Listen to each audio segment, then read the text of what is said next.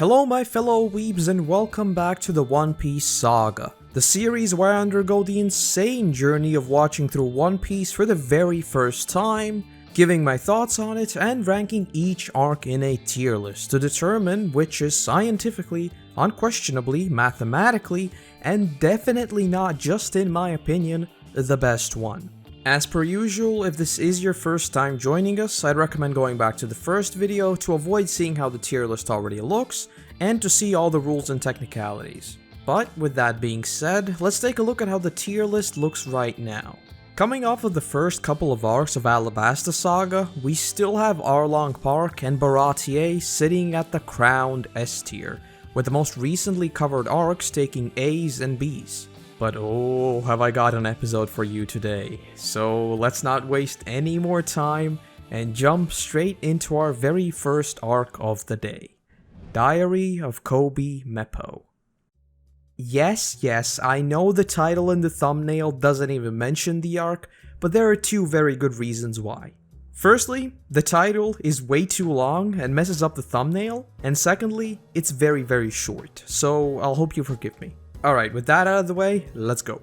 We open the arc with the crew on their way to Little Garden. The usual shenanigans ensue, but then Luffy brings up an old friend, Koby.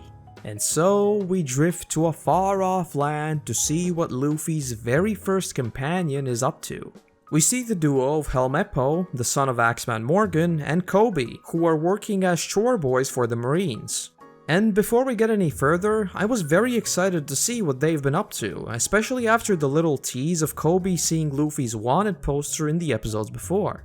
I think I've brought this up before, but since the very beginning, I've always thought that we'd see the signature standoff between two old friends who are directly opposed. In this case, a Marine and a pirate captain. So getting this brief look into the development of Koby got me very hyped right off the bat. We find out that Luffy quite often appears in the newspapers and that his name is fairly common among the Marines, very much hinting at the adversaries he'll have to face later on. I won't get into all the details here, as these couple of episodes are very surprisingly packed with small tidbits of information, but I really like the conversation between Koby and Meppo regarding Axeman Morgan. We see Meppo be quite conflicted about his feelings towards his father. On one hand, he understands that Morgan is not a good dude neither to him or in general, but on the other, he is still his father. I think this was a very mature lesson to teach. There are certain situations where you just have to go against even your own family, especially in Meppo's case, where Morgan has no problem straight up harming him. It was just one of the already countless examples of One Piece having quite serious subject matter at times. On a completely different note, we meet Vice Admiral Garp, aka The Fist. And oh man, did I laugh my head off here. The whole juxtaposition of this super serious captain who has traversed the Grand Line, suddenly blurting out that he has been trying to set a new record for the number of donuts eaten in a single sitting. My notes literally just say, oh my god, he is actually Joseph. Yeah. This guy is absolutely brilliant. But returning to what I mentioned a little before, we see that Luffy has really rubbed off on Koby, and he too is quite a bit more brave than when we first saw him. This further made me question if the endgame of One Piece would be this sort of rivalry. Luffy would be the king of the pirates, and Koby would be the best officer. A cat and mouse game of sorts. They're two friends, yet forever rivals. Seems like a pretty interesting storyline if you ask me. We then see both Helmeppo and Koby be taken under the wing of Garp, and thus they too are now headed for the Grand Line. We also get a bit of a training montage of both Koby and Meppo, which honestly made me like Meppo a lot more. Sure, he's still not perfect and a bit of a scaredy cat, but at least he's finally realizing that he himself has to work to achieve his goals. We also find out something pretty big. Garp overhears that Luffy and Koby are actually friends, but promises not to tell anyone. And once again, my thoughts were racing. We've seen that Garp has his henchmen keep an eye on them, so does he see something special in the duo? Koby himself says that if any of the Marines found out, he'd be thrown out immediately, but this high-up admiral keeps his secrets. Either he's just a really nice guy, or Koby really is being set up as a much more major character later on. Either way, I really cannot wait to see more of them in the future.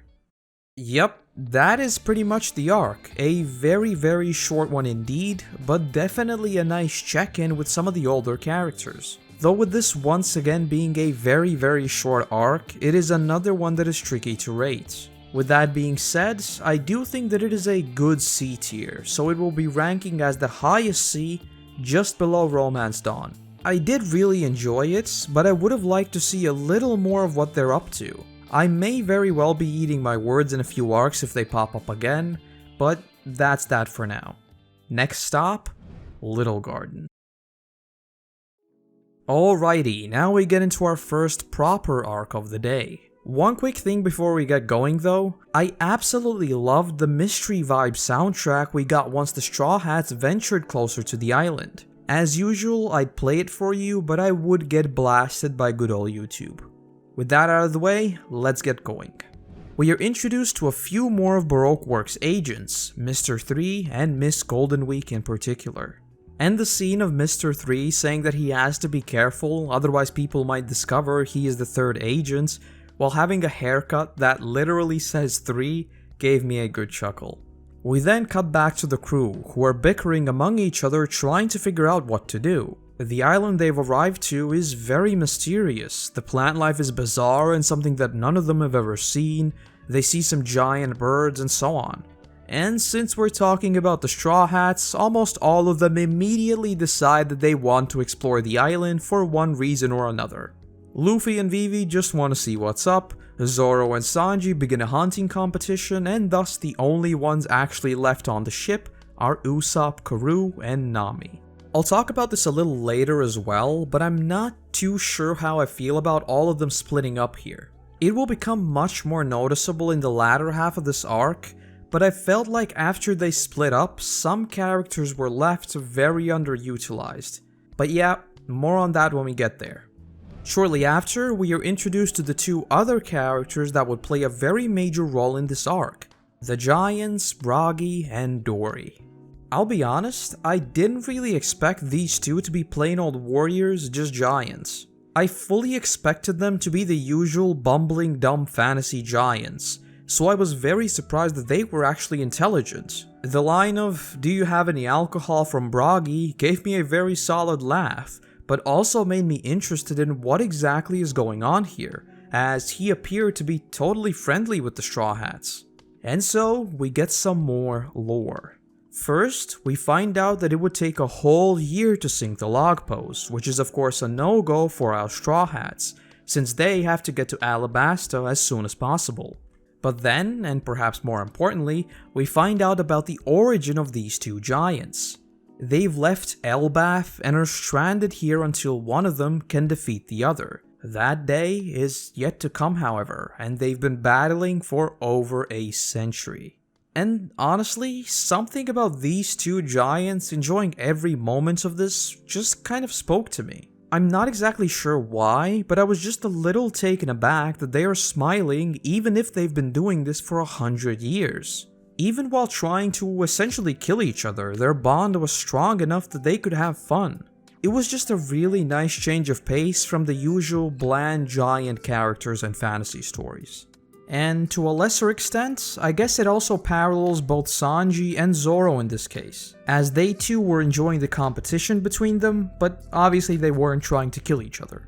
And I suppose similar to me, Usopp was also incredibly impressed by them. And before we elaborate on this any further, if you've been tagging along for this journey, you'll know that I still don't really like Usopp that much, so him getting any bit of character development is something I am very hopeful of. And luckily, he will play a fairly major role a little later in this arc, largely fueled by the admiration of these giant warriors.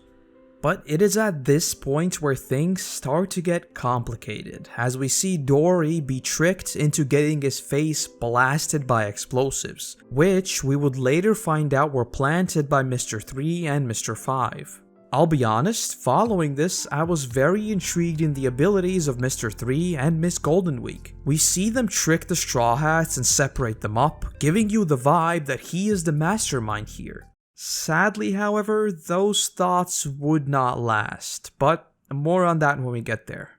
With the weakened Dory, we see him finally defeated in combat, and I legit thought he was actually killed. And I guess we'll just have to jump ahead a little, as I think him surviving was a little bit of a cop-out if I'm being completely honest. I mean, sure, the explanation that their weapons are dull does make perfect sense, and this isn't supposed to be a super serious show, but with what we've seen so far, I do think him being defeated in an unfair duel would have been much more emotionally impactful. Though, on the other hand, these two were so much fun to see that at the same time, I was glad that they both made it out. Either way, I am a little torn on us being baited into thinking that he has fallen for good, only for him to be just fine afterwards. It's not even the story part, it's just that we were led to believe one thing while it was obviously the other. Moving on, my least favorite characters reappear once again, and oh boy, are they about to get even worse. We see Mr. 5 and Miss Valentine beat up the best companion, Karoo. Yeah, seriously, them. Mr. 3 then finally appears properly, and like I alluded to before, I really disliked seeing him. Just like with Mr. 5, his personality, his interactions, and everything else about him just made me want to see him go down as soon as possible. Even his devil fruit powers were kinda meh. The wax thing could have been interesting, but I think it was dragged out for a little too long, which also soured me on the whole battle. Miss Goldenweek, on the other hand, has a very intriguing devil fruit power. She has certain colors that dictate how the character would act. Essentially mind control, but with another prerequisite of having them step into the trap. Her ability was a ton of fun to see, and I wouldn't be surprised if we see her return at some point, as it was incredibly powerful, even compared to all the agents we've seen so far. With a little bit of creativity, she's capable of completely negating any abilities a person might have, which is again very OP. Also, as I hinted at before, Usopp gets some much needed spotlight here. With everyone being held by Mr. 3 and Luffy being controlled by Miss Goldenweek, Usopp is the real MVP here. He rides in on Karoo and essentially saves everyone by getting Luffy back in the fight. And I know this is completely unrelated, but Luffy's jacket was completely burned, and he just magically gets a new one later. This would have been a perfect time to give him a new outfit, just saying. But there are a few instances in the fight that I want to talk about a little more. Firstly, for you American folk, you are once again clearly shown that the metric system is superior in every single way, with all of the characters using it here. So checkmate. That was a joke, but kind of not. Metric really is just much better, and we learn it here at like what, age 5? It's really not that difficult, you should definitely use it. But on the note of which, we see Miss Valentine jump into the air and change her weight to 10 tons. That's 20,000 pounds. But she is easily kicked out of the way by Nami and Vivi. It was an awesome moment for sure, but physics did not really exist there, did they? Yes, I know, we're talking about a fantasy universe and I'm picking on something as little as this when all the characters are getting blasted halfway to Mars and are completely fine. Yeah, I know. But all jokes aside, we get another absolutely awesome moment here. Zoro coming through the flames and striking Mr. 5. Just like in Whiskey Peak, Zoro is on point here and still remains as my favorite character for now. All in all, this encounter was a bit of a mixed bag for me. There were certainly great moments, but I wouldn't say it's among my favorites, neither in terms of villains, abilities, or general setting. In terms of writing, I felt like both Miss Valentine and Miss Goldenweek were both quite underutilized, and even most of the Straw Hats didn't really do anything, the inverse of which made Arlong Park my favorite arc so far. I just absolutely love encounters where every one of the characters is given their time to shine, which is just something that we did not get here. Following this, we do get the quite humorous scene of Sanji chilling with a cup of tea, but we do get some pretty major lore here. I believe this is the first time we see transponder snails, which shows that there are ways of communicating across vast distances, something that I did not know existed in the universe before. But more importantly, we see Mr. Zero himself have a conversation with Sanji. And here, for a very brief moment, we get to see the boss's point of view. So, why don't we theorize about his powers right away? We see him holding this flower, which is then completely drained of its life. So, is this his power? Is he capable of drawing out the very life force of a person? Sounds insanely overpowered, so I doubt it, but who knows? Anyway, we then see the Unluckies appear, and sadly, I was wrong about them too. Sanji is able to take them out without too much trouble, so they are not as powerful as I originally thought. But since everything I thought about them was purely my own theory, I guess I can't be too mad here. But Sanji does get an eternal pose to Alabasta, and heads back to meet up with the Straw Hats. And with the new destination in mind, the Straw Hats head back to the ship and set sail, but not before facing one final challenge on the waters. We see that Dory, who again did survive the duel, and Bragi have come to help them out for one last time. We see a massive island eater appear, who is promptly struck down by the two giants, and we are finally ready to head off on our next adventure.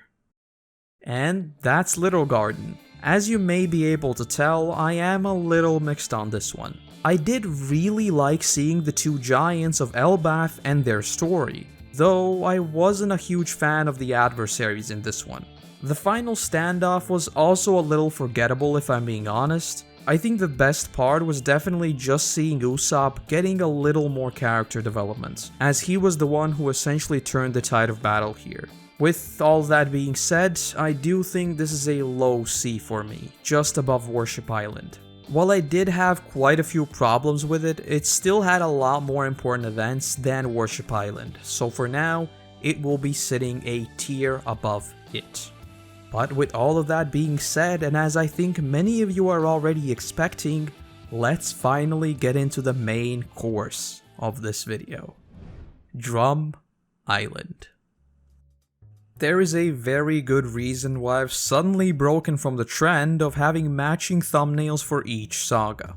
You'll just have to trust me, but I'm being completely honest here. When in the previous episode I said, if we have some sort of location where there are like sakura trees and it's snowing and it's the winter time, that arc is automatically an S tier regardless of what happens. That was a complete shot in the dark. A random landscape that I've always found incredibly beautiful, but oh, what had I gotten myself into? But let's not get ahead of ourselves and go through the events as we usually do. The setup of Drum Island is a very interesting one. We see Nami suddenly be a lot less energetic and acting almost loopy. But with the Eternal Pose in hand, the crew is on their way to Alabasta without a second thought. Somewhat unrelated, we see a very brief teaser of Mr. 2, who is another very eccentric personality. Sadly, for now he appears to be another extremely overconfident and ignorant character, but we don't really get to see any more of him, so we'll have to wait to find out more about him. Cutting back to the Straw Hats, things get very complicated. Nami suddenly collapses and is absolutely burning up, with a fever of over 40 degrees. Again, clearly using the superior measurement here. Just saying. Now, the mission to Alabasta becomes a lot more problematic, as our navigator is experiencing very severe symptoms. Vivi's first theory is that this is caused by the Grand Line itself. Since most people are so unprepared for the climate, many experience similar symptoms, often even leading to death. And thus, with Nami being in almost critical condition, the immediate focus now becomes a search for a doctor. Though aside from that, we also see the further developments of both Vivi and Nami.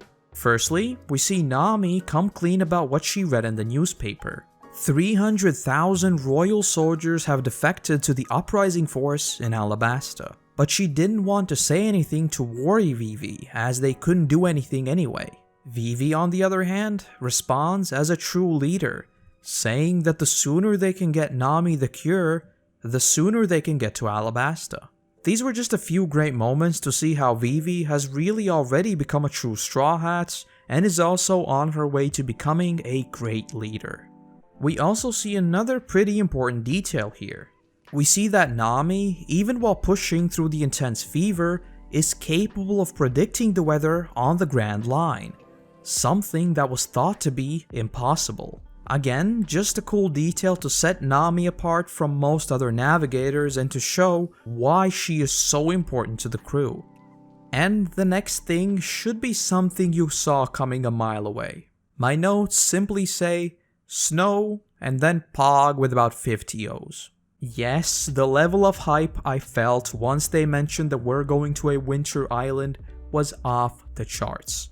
But before we get to my winter wonderland, we run into a very bizarre foe.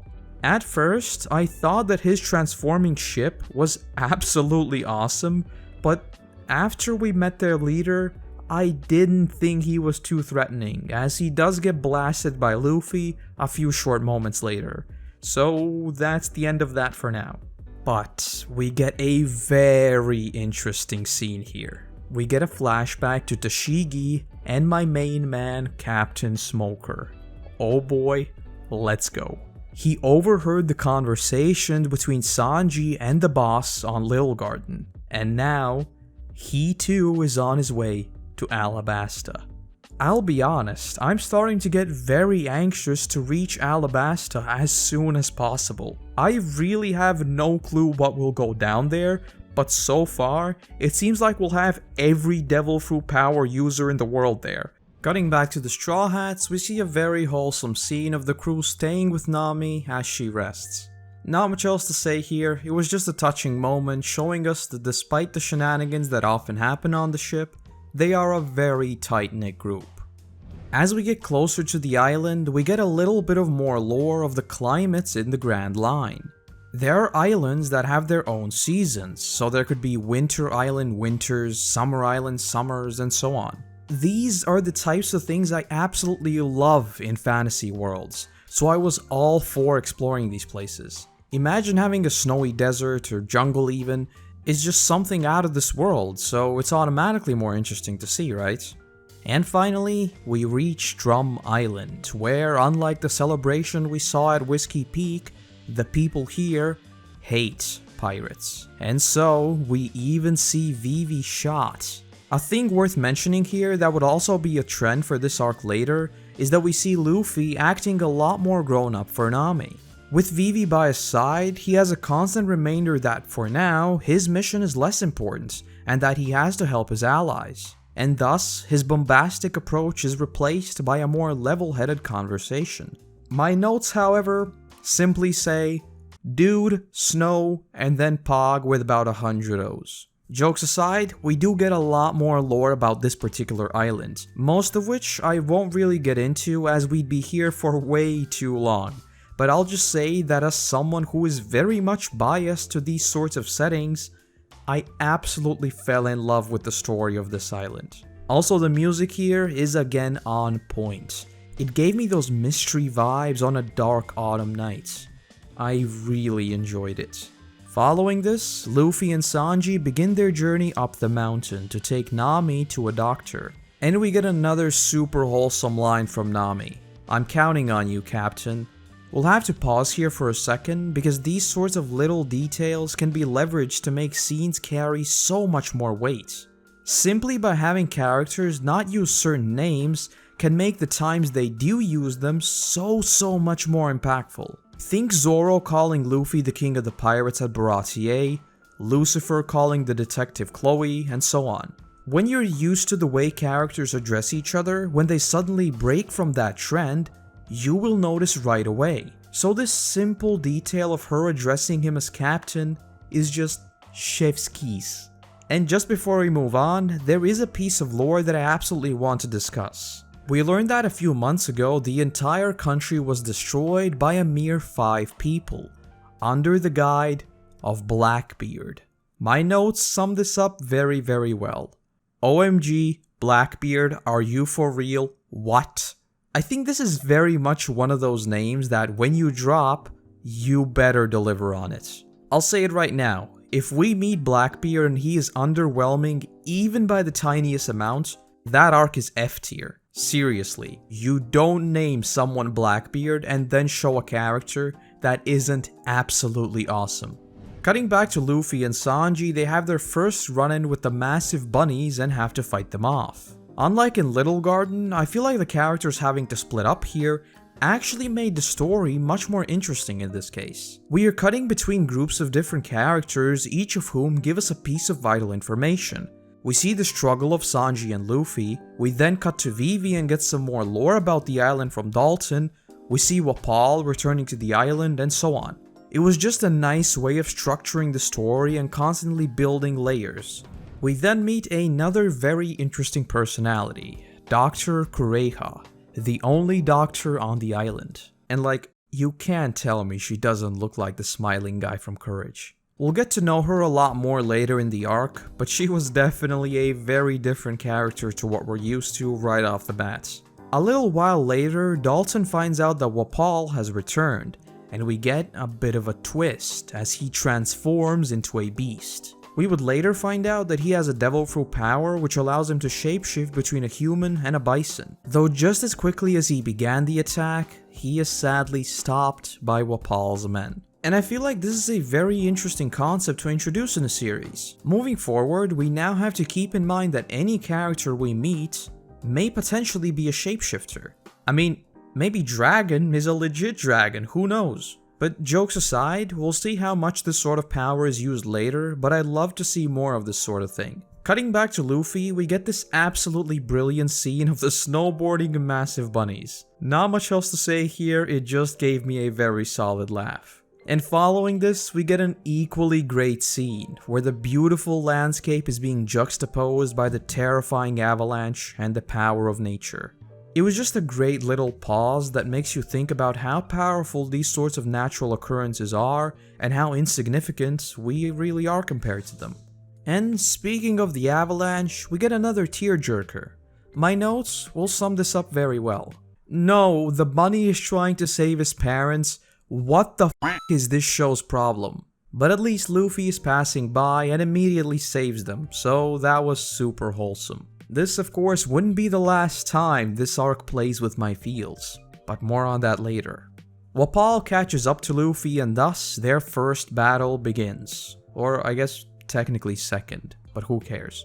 All 3 of them are just plain obnoxious. But since Luffy saved one of their kind, the bunnies come to help Luffy in the fight. Again, super wholesome. What's not wholesome is that this kills all of them. Cutting back to Vivi, Usopp, and Zoro, we get another brilliant scene that made me laugh a lot more than it should have. Like, what is Usopp's head here? But as they arrive to the village, they learn that Dalton's injured body is buried somewhere in the snow, and that Wapol's men are not allowing the villagers to help them. And so, Zoro steps up and takes them on. And again, we get an absolutely awesome sequence of Zoro fighting them off. The whole thing was just yet another chef's kiss.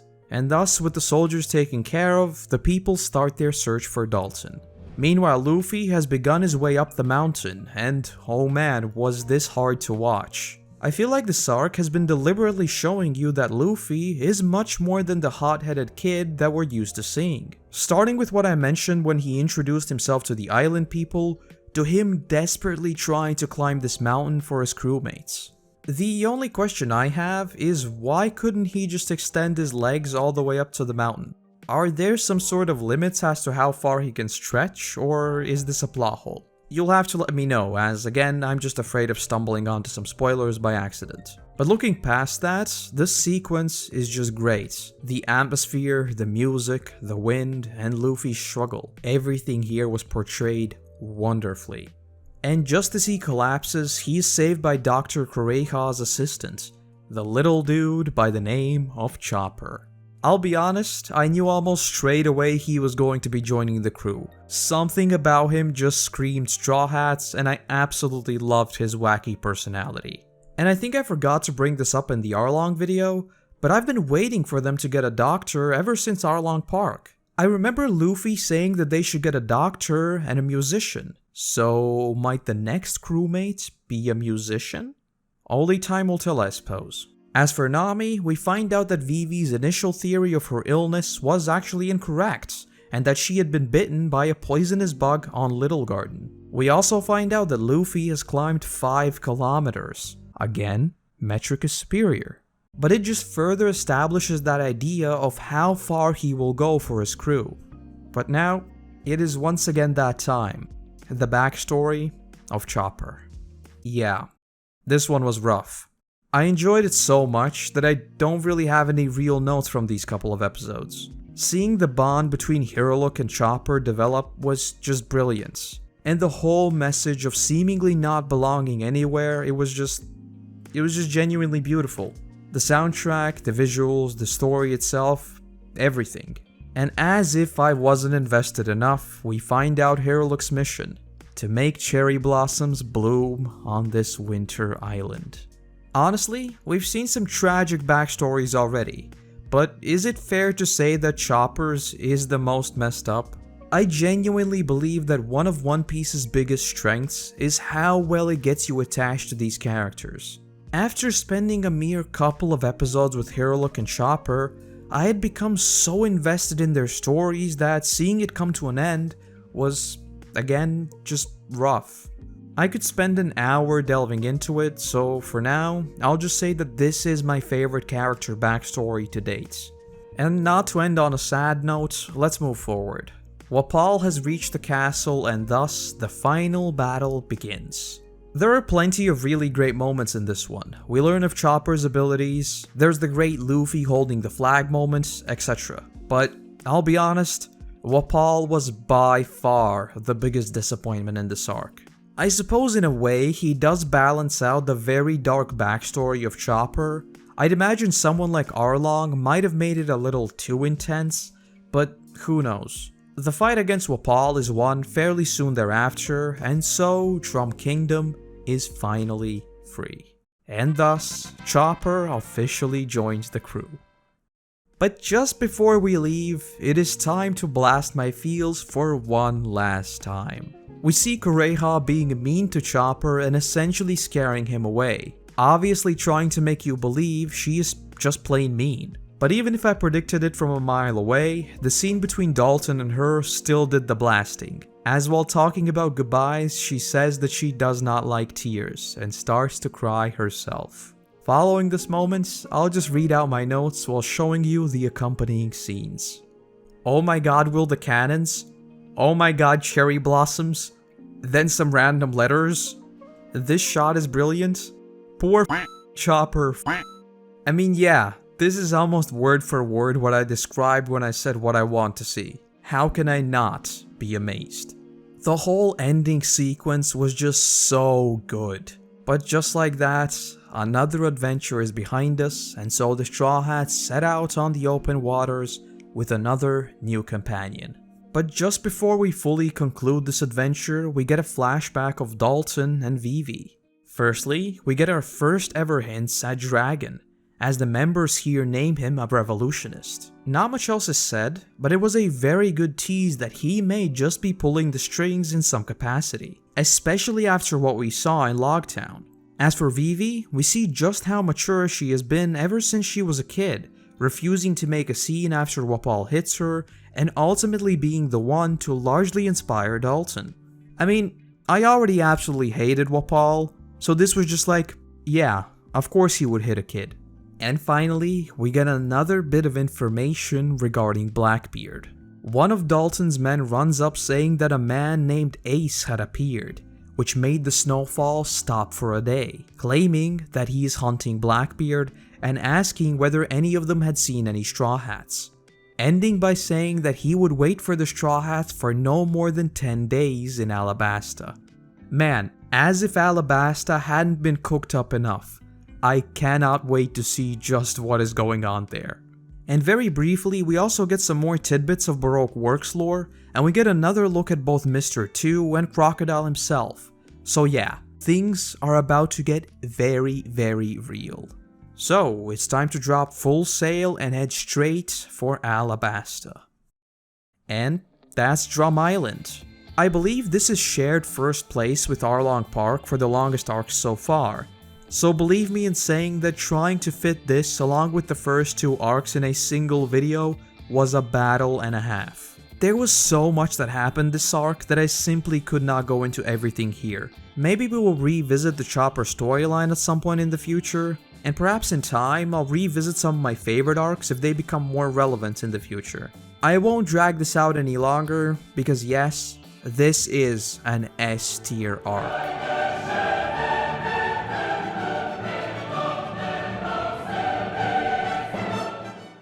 This would have surpassed even Arlong Park if it wasn't for Wapol and his henchmen. Honestly, the villains are the single thing of this arc that I did not enjoy, which is sadly a bit of a trend for this video.